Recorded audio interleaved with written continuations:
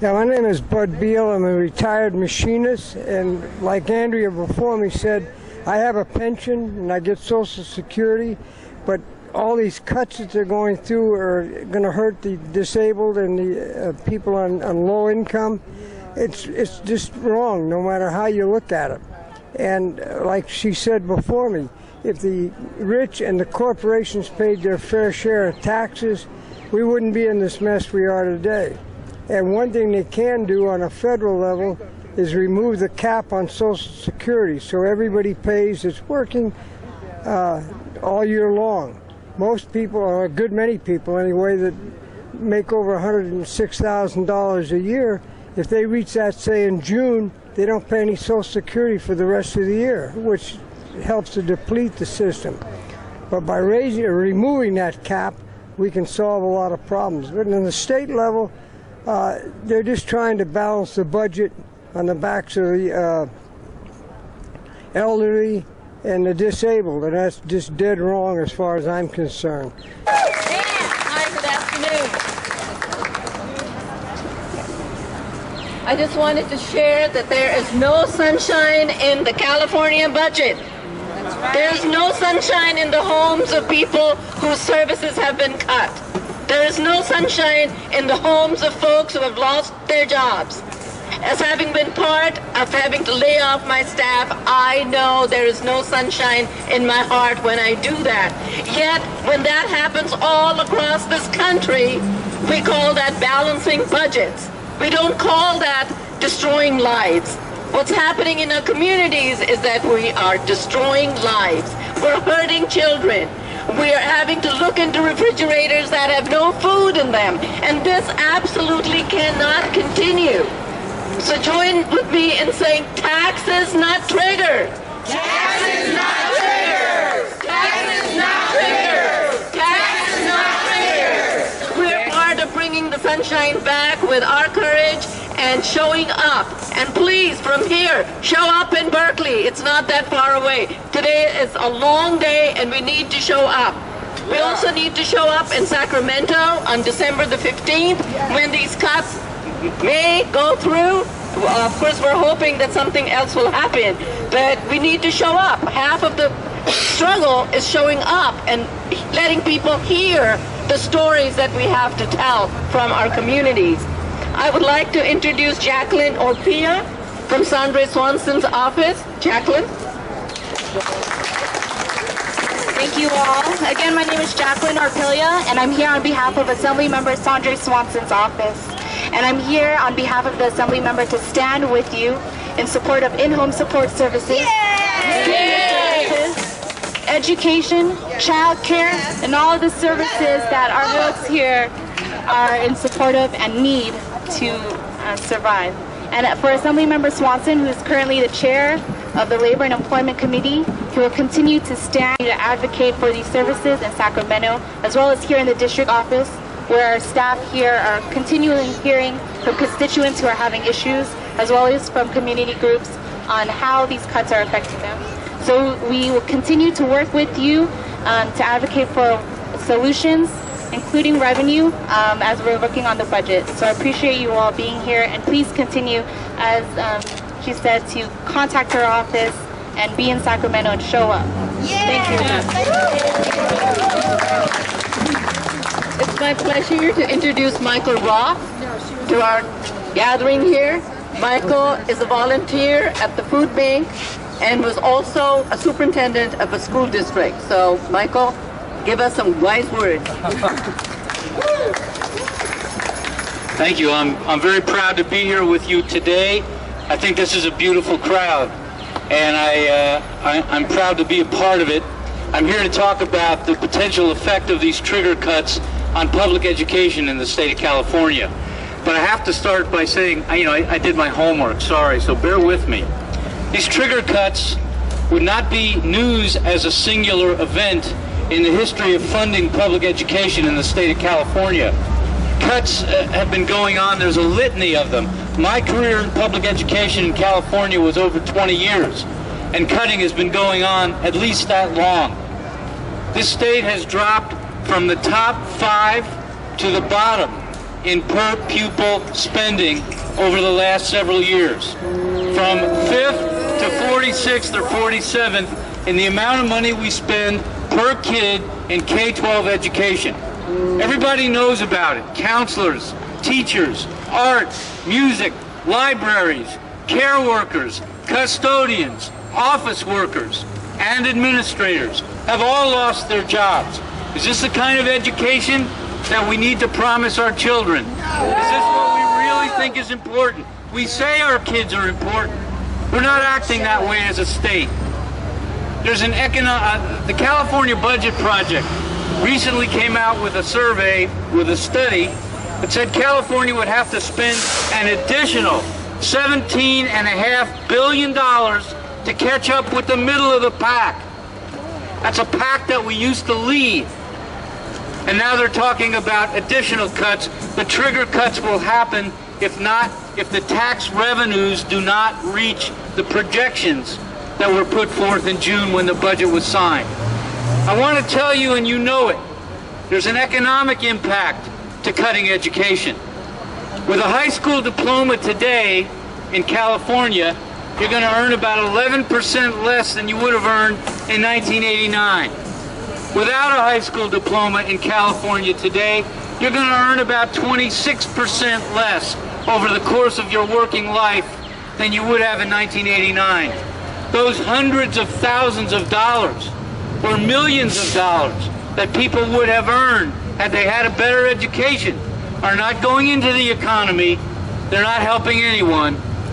And that's a direct result of public education failing to be funded adequately.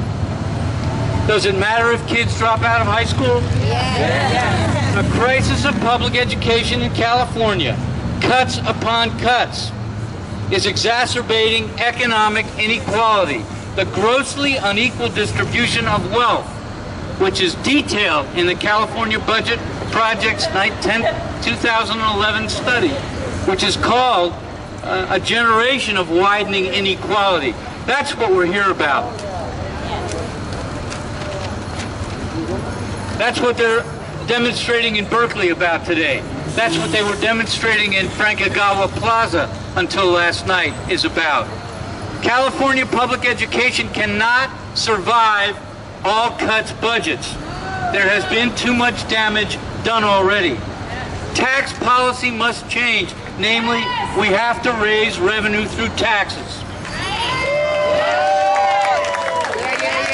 It's time for our political leaders to start saying that. It is time for read my lips, no new taxes to be relegated to the pages of history books, not to be policy.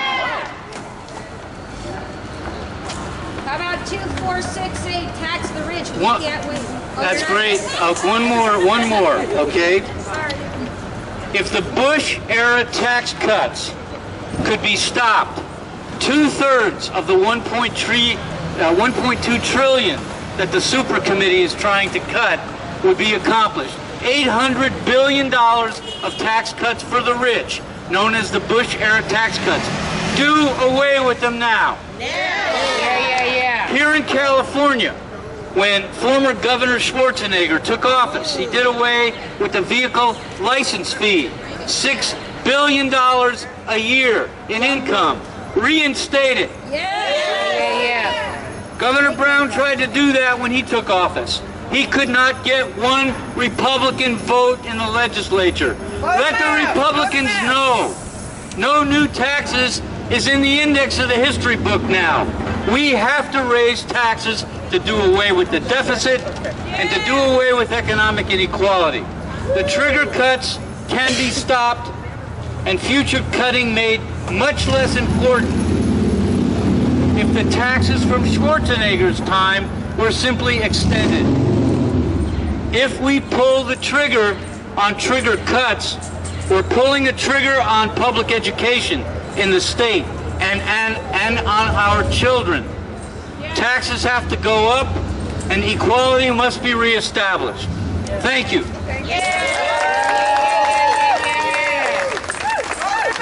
Let's see who showed up today.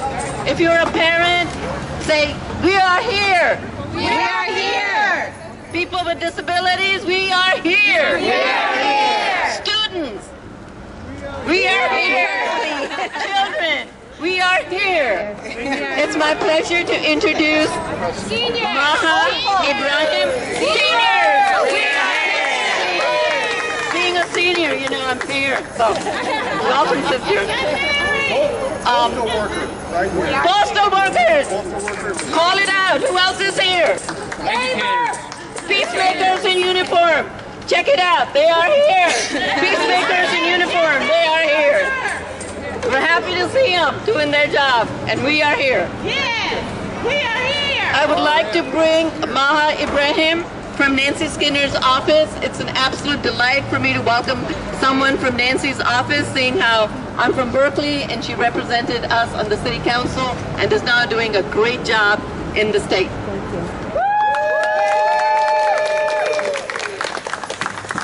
Hi, I'm Maha Ibrahim. I work right here in the Oakland State Building for Nancy Skinner.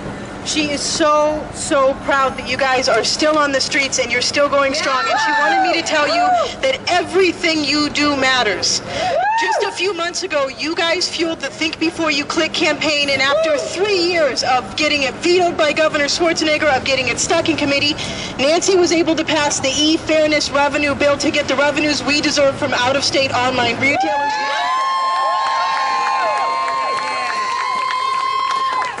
This year she introduced AB 1130 to raise a 1% income bracket on the top 1%. A rate that was in place under Governor Reagan and Wilson, two Republican governors. She calls it the Reagan-Wilson Tax Fairness Act. Today in California, if you make $65,000 a year or you make $5 million a year, you pay the same tax rate, and we know that's not fair. That's not fair. We know what's wrong here in California. You know what's wrong. It takes 50% to create a tax loophole, a 50% vote, but it takes a 2/3 vote to raise a revenue, and we know that's wrong. That's wrong. Jackie can tell you, each of our offices in this building, we have maybe 5 or 6 staff members, but on the days that you come out and you share your passion and your intelligence and you speak your truth, we feel like we have hundreds, and we get empowered and we can go back and do the job and reintroduce those revenue bills until we get them passed. So thank you, thank you, thank you. I'd like to bring to the mic Clarissa Douthert, and if I didn't pronounce that correctly, forgive me, from Parent Leader. She is a parent leader with Parent Voices. Welcome.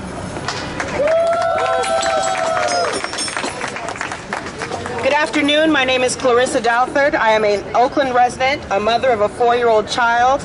I'm here today with Parent Voices, a parent-run, parent-led grassroots organization fighting to make quality child care accessible and affordable to all families. In June of this year, I lost my child care due to budget cuts. The maximum income allowed for eligibility had been lowered, and the choice to either work and provide for my family or stay home and barely get by was made for me. Unfortunately, after a long struggle towards success and self-sufficiency, I've been forced to start completely from zero. We cannot allow this to happen to other families. We cannot allow this to continue. I'm here today not only to share my story, but to speak on behalf of the 200,000 families without childcare who desperately need it. To speak on behalf of the thousands of children who will lose the opportunity to learn, and their parents who will lose their jobs because there is no one to care for their children. Limiting access to childcare for working families is not a way to stabilize our economy or create a better California. It is a step backwards. It's a leap backwards, actually. By cutting childcare, everyone loses. We are sending the wrong message when our government provides substantial tax breaks for corporations, yet cannot educate and care for our most vulnerable populations. It is time to prioritize supporting the leaders of our future and ensuring that we can keep Californians working. Today, I'm urging our legislators, don't make any more cuts. Please make a commitment to finding ways to raise revenue and fix our budget deficit. Thank you. We also stand in solidarity with the postal workers. We know, at least a little bit, I know just a little about what happens with our postal service, and there are deep cuts that are being planned that would come down. We have someone from the postal workers. His name is Steve Manchester, and he's worked there for 30 years. Hi, thank you very much. Yes, I've been a postal worker for 30 years, but I'm also a registered nurse. But I want to say, over the past 30 years, I've seen the economic damage, the economic misery that policies have done to people who have lost their homes, lost their cars, lost their health care. I've seen that damage over 30 years, and it's just gotten worse and worse and worse, to the point now where people are out in the streets because everybody has been hurt by the games and the financial banks have done to this nation. To have people losing their homes when banks are getting record profits is not right. When foreclosure fraud has been rampant and people are out on the street because of it and no one goes to jail because of it, it's wrong. And what they're doing to the post office right now, we're a big target because the post office provides literally hundreds of thousands of good, decent, middle-class jobs with health benefits, with retirement in every state, in every city, in every part of this nation. And there's people in this government and people that we have that are enemies that don't like that. So they are coming after us with lies, and as the sign says, that's bull. And what they've done to the middle class of this country, that too, that's bull. So thank you very much. Thank you. Before we close out, let's do a few more chants. Where's our chant leader? Public health. Public health, not corporate wealth. Public health, not corporate